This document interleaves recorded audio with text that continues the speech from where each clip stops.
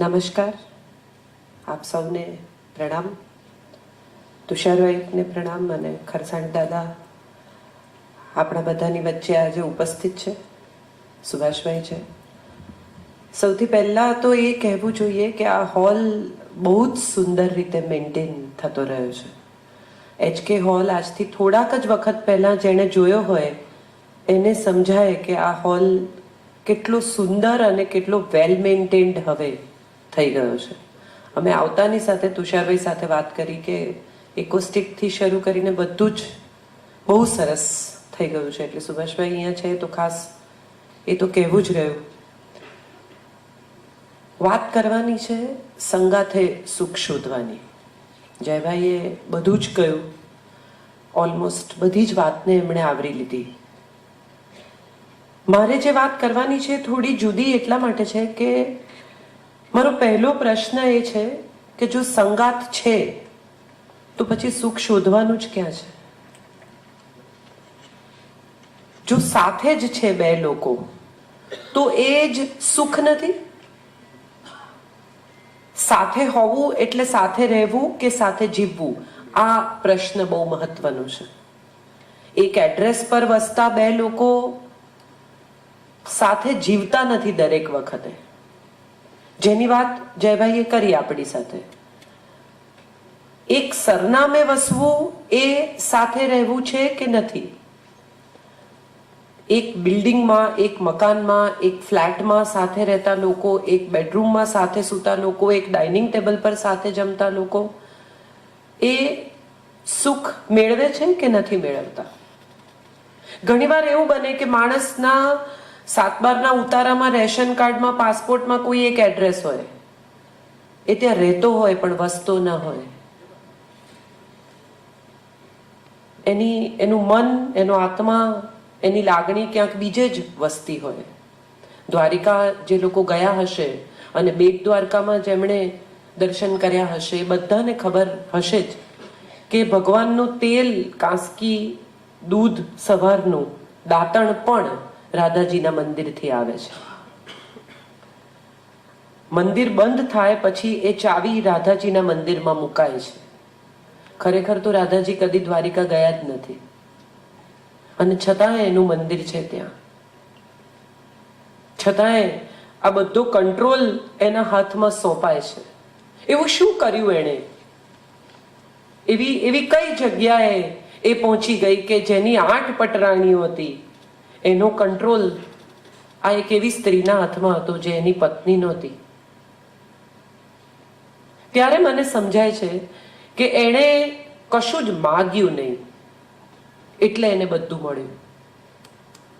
આપણું યુદ્ધ, આપણી લડાઈ, આપણો ઝઘડો જે હોય છે ને એ માગણીમાંથી શરૂ થાય છે. લાગણી સાઈડમાં મુકાઈ જાય છે. હમણાં એક બહુ મજાનો જોક મેં વાંચ્યો કે એક પત્નીએ એના પતિને કહ્યું કે તમે લગ્ન પહેલા તો મને કેટલી બધી ભેટો આપતા હતા, હવે કંઈ આપતા નથી. કોઈ ગિફ્ટ જ તમે મને આટલા વખતથી આપતા નથી. એટલે પતિએ કહ્યું કે માછલી એકવાર કાંટામાં આવી જાય ને પછી કોઈ એને ચારો નાખે? એ તો ત્યાં સુધી જ નાખી રાખવાનો. એટલે પત્નીએ કહ્યું કે પણ હું તો એક્વેરિયમની માછલી છું, રોજ ખવડાવવું જ પડે મન તો. આ એક્વેરિયમની માછલી હમણાં એમણે ઓળખાણ આપી મારી: સ્વતંત્ર, સ્પષ્ટ, ધારદાર. આ 3 આમ જોવા જાવ ને તો સારી પત્નીના અવગુણ છે, નથી?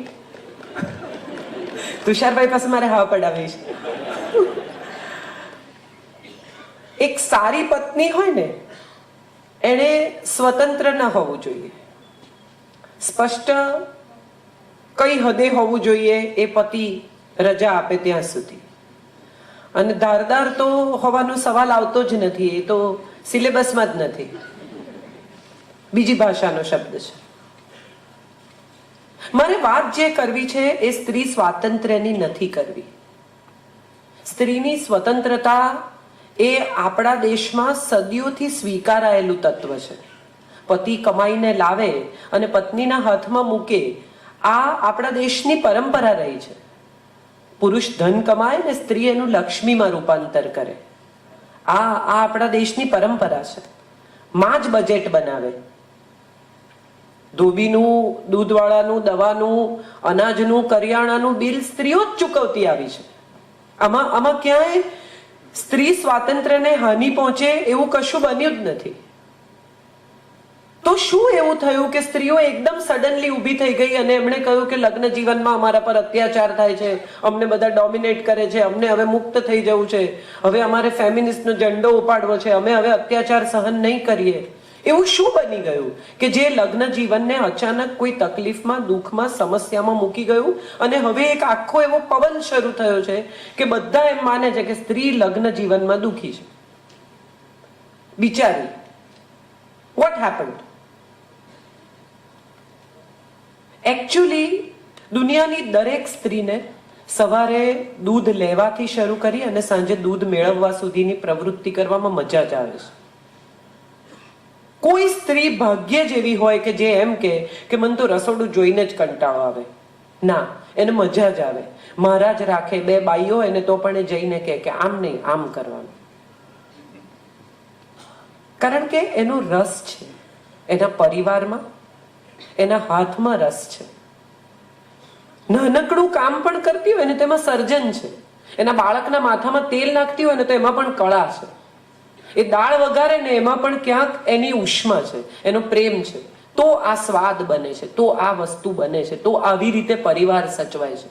પપ્પાજી કાંદા નહીં ખાય અને ભાઈની રોટલી પાતળી કરવાની ને કોરી રાખવાની અને દીકરો પરાઠા ખાશે, આવું એને ખબર હોય છે. અને કોઈ દિવસ એને આ કરવાનો ભાર જ નથી લાગતો. સમસ્યા શરૂ ત્યાંથી થાય છે જ્યાં દાળ સરસ બની હોય, એને પોતે પણ એક ચમચી ચાખી હોય અને પછી પતિ જમવા બેસે ત્યારે બાજુમાં ઊભી રહીને કે દાળ કેવી બની છે? ત્યારે મોબાઈલ જોતો પતિ કે છાપું વાંચતો પતિ એવું કે સારી. એની અપેક્ષા ફક્ત એટલી છે કે એના તરફ જોવામાં આવે, એની આંખમાં આંખ નાખવામાં આવે અને એને એવું કહેવામાં આવે કે તારા જેવી દાળ બીજું કોઈ નથી બનાવતું. બસ આનાથી વધારે ખરેખર સ્ત્રીની કોઈ અપેક્ષા જ નથી લગ્ન જીવનમાં. સાંજ પડે પતિ ઘરે આવે અને એનું મોઢું ચડેલું હોય તો પતિ ખાલી એટલું પૂછે કે કેમ, શું થયું, તું બાઈ નહોતી આવી? એમાં તો વેલેન્ટાઇન ડે ઉજવાઈ જાય. ઘેર પાછા ફરતા પતિને જો ગજરો યાદ આવે અથવા સિગ્નલ પર બાઈ આવે ને છૂટા ન હોય, છાપું ખરીદ્યા પછી ને ગજરો ખરીદી લે જસ્ટ ઇન કેસ અને લઈ આવીને એના હાથમાં મૂકે ને તો એને એમ થાય કે લગ્ન જીવનના 25 વર્ષમાં મેં તો કોઈ તકલીફ સહન કરી જ નથી. પતિના શર્ટમાં, પહેરેલા શર્ટમાં બટન ટાંકીને દોરો તોડવામાં જે રોમાન્સ છે ને એ સ્વિટ્ઝરલેન્ડના પહાડો પર બી નથી.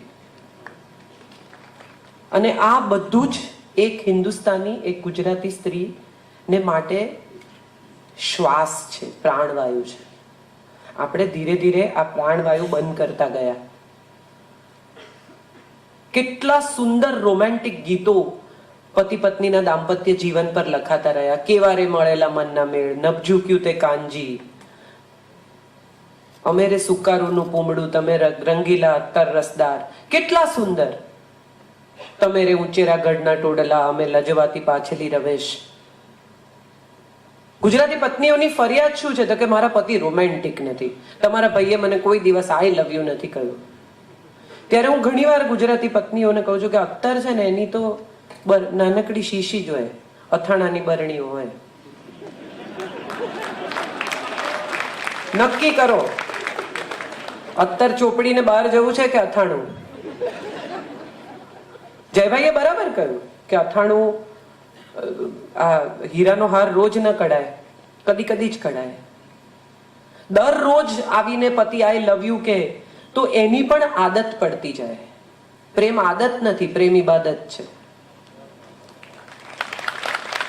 રોજ તમે 10 વાગે જમી લો એવી રીતે તમે બહાર નીકળતી વખતે 11:30 આઈ લવ યુ કહેવા માંડો ને તો એનો કોઈ મતલબ નથી રહેતો. આ ઉગવું જોઈએ આપોઆપ પગડાના ફૂલની જેમ. મારું એક પ્લે હતું પરફેક્ટ હસબન્ડ. એમાં પત્ની કમ્પ્યુટર પર હસબન્ડ ઓર્ડર કરે છે. એમાં એના રિક્વાયરમેન્ટ, કન્ફિગરેશન લખે છે કે એટીએમ ચાલવું જોઈએ, 4 ચેનલ હોવી જોઈએ, દર કલાકે મને આઈ લવ યુ કહેવું જોઈએ, અને મારી મમ્મી સાથે હું ફોન પર વાત કરતી હોઉં ને ત્યારે મને ડિસ્ટર્બ નહીં કરવાની. આવું એ કન્ફિગરેશન નાખે છે. પછી રસોડામાં આગ લાગે છે, એ એની મમ્મી સાથે વાત કરે છે.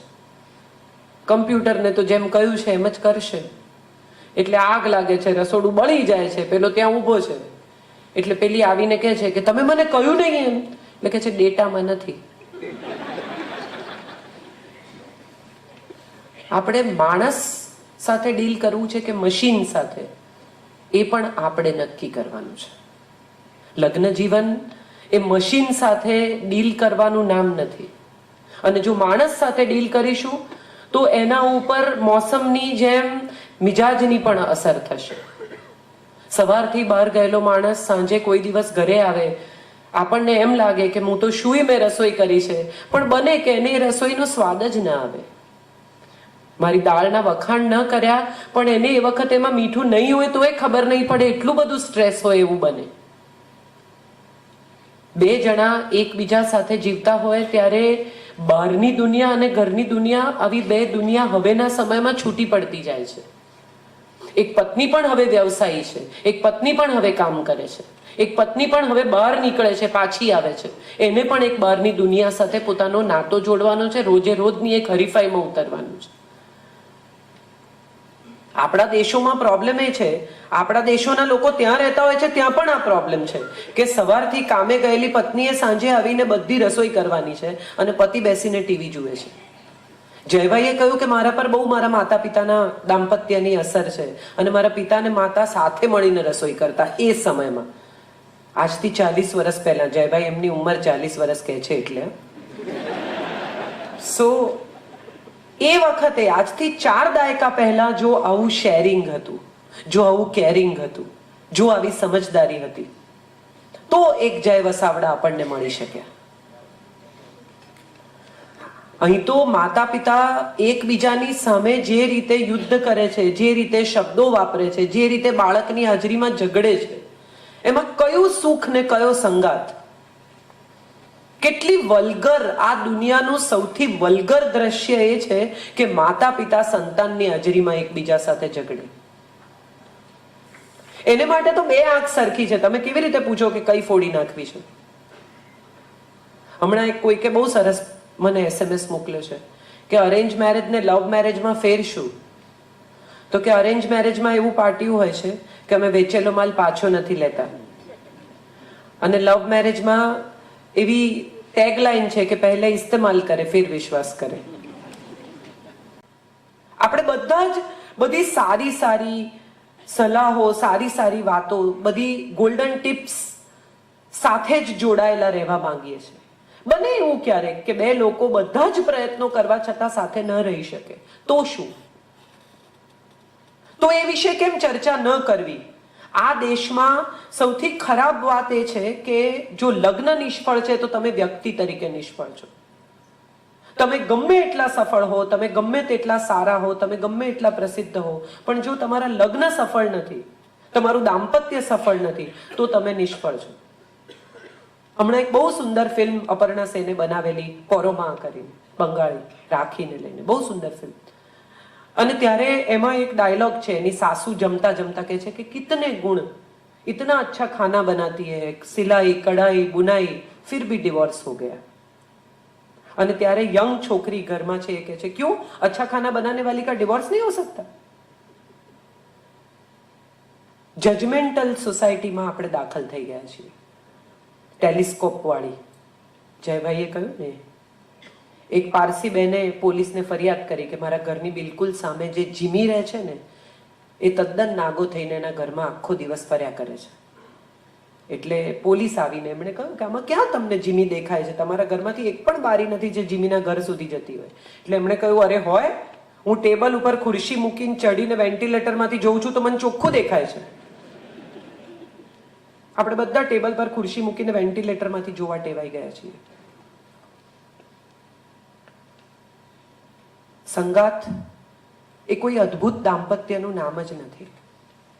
સંગાત એ કોઈ ગોલ્ડન ટીપથી આવતી વ્યવસ્થા નથી. સંગાથ એ એવી કોઈ વસ્તુ જ નથી કે જે એક વ્યક્તિ બીજીને આપે ને એ લઈને ઘેર જતી રહે.